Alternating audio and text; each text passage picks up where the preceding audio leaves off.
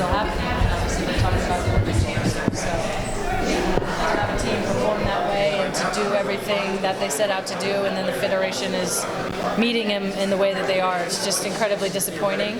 I feel like we have a lot of energy for it, though.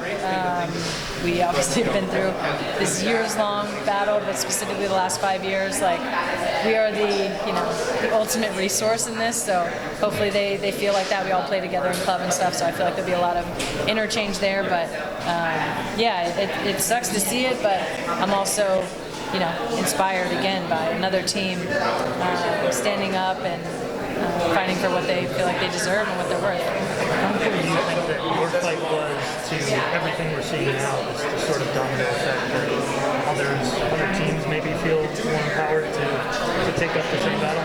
I feel like it's all the same thing to me. Whether it's England winning the Euros in that fashion that they did, or the WNBA and their new CBA, or the hockey team, or our team, the NWSL, obviously Canada now. Like, we're all on the same team off the field. So it all feels, kind of like a snowball effect. And I realize our team is, one of the first to do it, one of the loudest to do it, and one of the most successful to do it on and off the field. So I think we take a lot of pride in that. We wish it was moving quicker and teams didn't have to do that, but I think it's becoming easier for them to do that and much more difficult for federations and organizations to deny sort of basic employment right and basic human rights in that sense. So yeah, I think we take a lot of pride in it, but also it's just like shitty that it has to happen. Do you think it takes anything away from how you play on the field when you have this in your head? I mean, from your experience, maybe Canada tonight, whatever the date is tomorrow, won't be as focused, or how does that sort of go through your head when you're dealing with this kind of big picture issue? Yeah, I would personally argue that it's a benefit. That's just been my experience and the success that we've had. I think when you're fighting for something more than yourself and more than just your team, honestly even more than the sport, I think that's inspiring.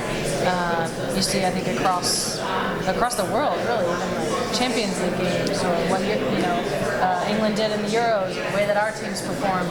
I think they should use that as something that can be galvanizing and motivating for fans and players alike. So I feel like it's a risky game to play for federations. You brought up human rights just a second ago.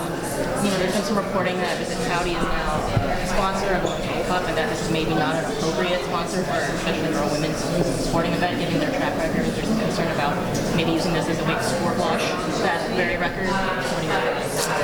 Yeah, I think it's totally inappropriate. If they want to do like a 20-year-long women's empowerment project in 2043, sponsor a World Cup, that would be something. But I think it kind of like just further proves the corruption and the thought process in FIFA. If they thought for 1 second that this would be a good sponsor for women's tournaments, outrageous. I think Alex said the other day, like, Alex Morgan couldn't exist in Saudi Arabia the way that she does in America and the world, or like on the global stage. So to me it just feels further corruption. It's like, who's this for?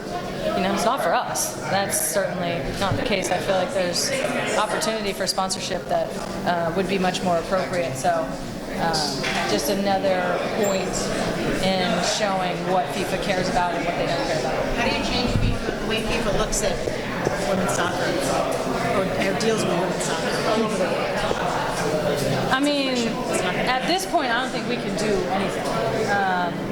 There's only so much we can do as players and banging our heads against the wall. I've said it for a long time. I don't think FIFA really, truly cares about the women's game the way that it cares about the men's game. And I think even their priorities in the men's game have shifted a lot. It's pretty clear a lot of times what they care about. So for us, I don't even kind of want to waste any more time on FIFA. I feel like we say what we want, we are what we want, and we exemplify that. And I think women's teams across the globe do that, both internationally and on the club stage. And I think it's obvious what is happening now. So I would actually say to sponsors, like, you take the mandate. It's your job. You're the one giving the money. You're the one that has a little bit more power. Like, we've said everything that we could possibly say. So we would like a little bit of help when it comes to that.